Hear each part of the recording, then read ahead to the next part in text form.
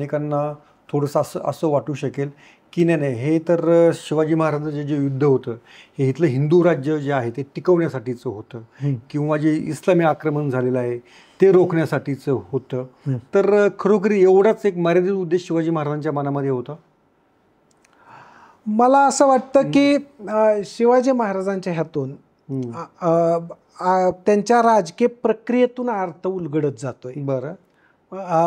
तसं पाहायचं का नाही ज्याची त्यांनी ठरवलं पाहिजे. बरं. म्हणजे उदाहरणार्थ सुरुवातीला त्यांनी राज्य सुरू केलं, हा परिसर सगळा पुणे सातारा असा होता. याला ते मावळ म्हणत होते आणि आजही संकल्पना मावळा किंवा मावळ प्रांत हे खूप फेमस आहे. पण तुम्ही थोडंसं विस्तारलं की राज्यामध्ये त्यांच्या काय आलं, दर्यावर्दी, दर्या सारंग, म्हणजे समुद्राचं राज्य अजून थोडं एक्सपांड झालं. बरोबर. आता त्यातून त्यांनी त्या राज्यामध्ये असणाऱ्या हापसी नावाचा एक भाग होता, त्याला हापसाना म्हणायचे. ओके. त्या हापसानाला सगळं वरती सर्वात मोठं संघर्ष त्यांचा झाला हापसानाच्या विरोधात. म्हणजे हापसी लोकांचं राज्यच ते उद्ध्वस्त करायचं होतं त्यांना. तसंच दुसरा संघर्ष अजून कोणाशी झाला तर लगेच लागून असणाऱ्या पोर्तुगीजांशी. म्हणजे शिवरायांचे सडन सर्वात मोठे शत्रू क्रिएट झालेले, इकडून जरी राज्य निर्माण केलेलं असलं आदिलशहा किंवा मुस्लिम दिल्लीचे, तरी हापसाना एक आणि पोर्तुगीज दुसरे.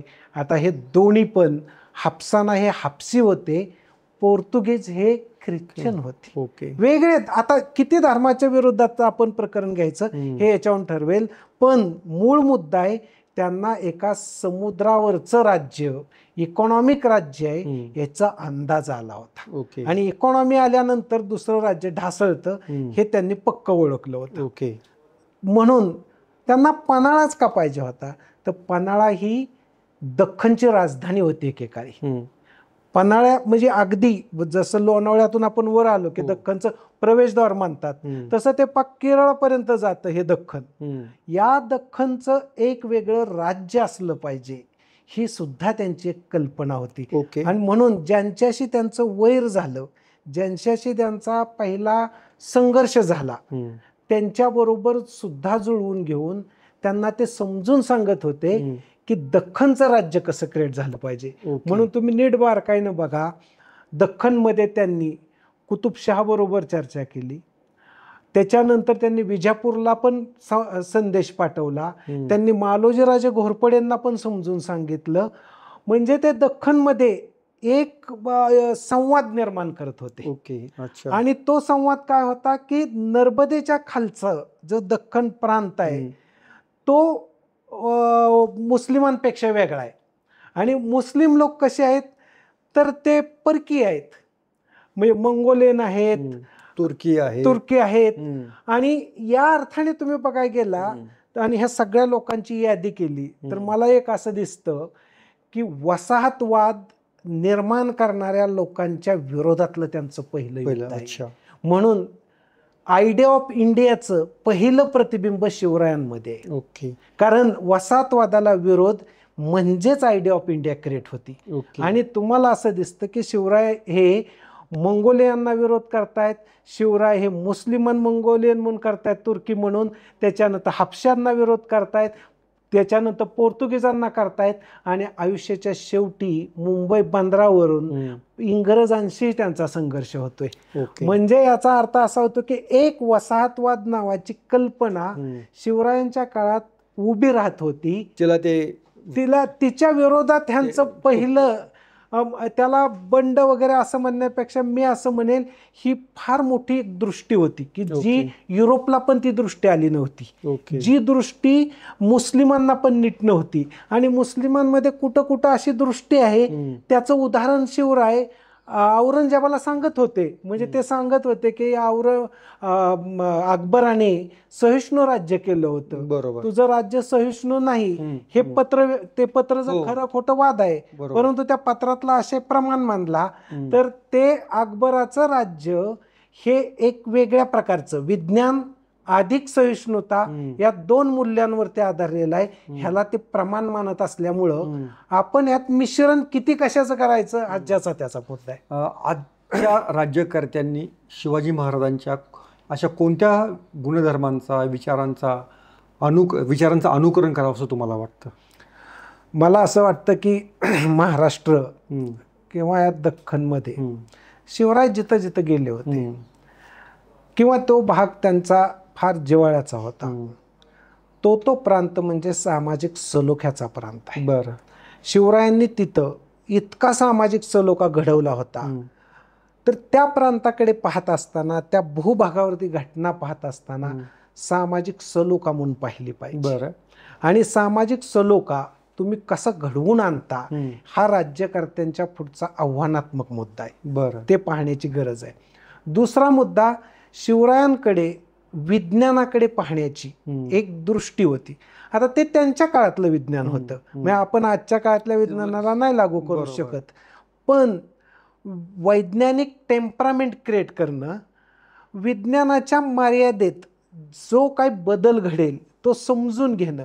आणि मग ह्यात मुद्दे खूप आहेत. म्हणजे उदाहरणार्थ त्यांच्या कारभारामध्ये गणिताचा वापर असेल, लिखापडीत लिखित ठेवण्याची पद्धत असेल, पुस्तक छापण्यासाठीचा दृष्टिकोन असेल, किंवा पाणी जमिनीतून काढून ते शेतकऱ्याला पोहोचवण्याचा प्रकल्प असेल, किंवा त्यांना त्यांच्या आईकडूनच मिळलेला बुलढाण्यातनं की जी पवनचक्की तिकडं जाधवरावांनी पाहिली आणि तळं तिथं निर्माण केलं बुलढाण्यात. ह्या सगळ्या गोष्टी राज्यकर्त्यांनी ह्या महाराष्ट्राला, भारताला आम्ही विज्ञान कसं क्रिएट करू शकतो, विज्ञानाचं ज्ञान हेच प्रमाण मानलं पाहिजे. हा दुसरा प्रेरणा देणारी गोष्ट आहे. अच्छा. तिसरी प्रेरणा देणारी गोष्ट कोणती, मी आता सांगितलं त्याप्रमाणे शिवरायांनी आयडिया ऑफ इंडिया या गोष्टीला जन्माला घातलं होतं. बरं. ह्याच्यावरती आजही लोक नीट बिलीव्ह करत नाही. बरं. हा सगळ्यात महत्त्वाचा मुद्दा सरांनी मांडलेला आहे की आयडिया ऑफ इंडिया ही छत्रपती शिवाजी महाराजांच्या कुठेतरी मनामध्ये किंवा डोक्यामध्ये होती, किंवा त्यांचं जे कर्तृत्व आहे ते त्या दिशेने जाणार होतं. हाच मला वाटतं तुमचा आजच्या याच्यातला सगळ्यात ठळक मुद्दा आहे. पण ही जी आयडिया ऑफ इंडिया आहे आणि आताचं राज्यकर्त्यांचं धोरण, याचं मेळ तुम्हाला कुठे दिसतो आहे का? मला असं वाटतं की आजचे राज्यकर्ते ना आपण राजकारण सोडून थेरॉटिकल पाहायला पाहिजे. बरं. थेरॉटिकली जर नीट पाहिलं तर आपल्या लक्षात येतं की आयडिया ऑफ इंडियाच्या चौकटीत सगळे बोलतायत. बरं. म्हणजे उदाहरण दाखल काय, साधं तुम्ही उदाहरण घ्या. नेहरूंनी पहिल्यांदा काय म्हटलं होतं, आणि नेहरूंना जेव्हा भारत समजून घ्यायची वेळ आली तेव्हा प्रतापगडावरती आले, तेव्हा त्यांनी शिवराय हे राष्ट्राचे नेते आहेत असं म्हटलं. बरं. ह्याच्यात तुम्हाला क्लिअर राष्ट्रीय लिडरशिप काय म्हणते हे तुमच्या लक्षात येतं. दुसरा मुद्दा याला जोडून, न्यायमूर्ती रानडे हे या भारताचे आर्थिक गोष्टीचे शिल्पकार आहेत. म्हणजे आता भारत खूप विसरलेला आहे त्या गोष्टीला, परंतु ते शिल्पकार आहेत इथल्या अर्थव्यवस्थेच्या बद्दलचे. म्हणजे उद्योग, कृषी आणि सेवा या तिघांचा मेळ घालणं, आणि यातून कुठलंही क्षेत्र कुणाच्या विरोधात जाणार नाही, ते एकमेकांना पूरक राहतील.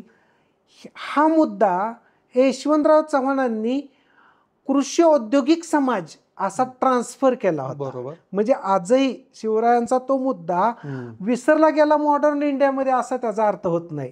किंवा आत्ता लोक बोलताना, म्हणजे अगदी मध्यंतरी सासवडला एक कार्यक्रम झाला होता, तेव्हा त्या व्यासपीठावरती बाबा आढाव, शरद पवार असे लोक बसलेले होते, आणि ते बोलताना म्हणत होते की जिजाऊ या गोष्टीचं प्रतीक आहेत, त्यांचा एक फोटो व्यासपीठावरती असला पाहिजे. म्हणजे सांगण्याचा थोडक्यात माझा सारांशाचा मुद्दा असा आहे, राजकारणात शेवटी वाद असतात.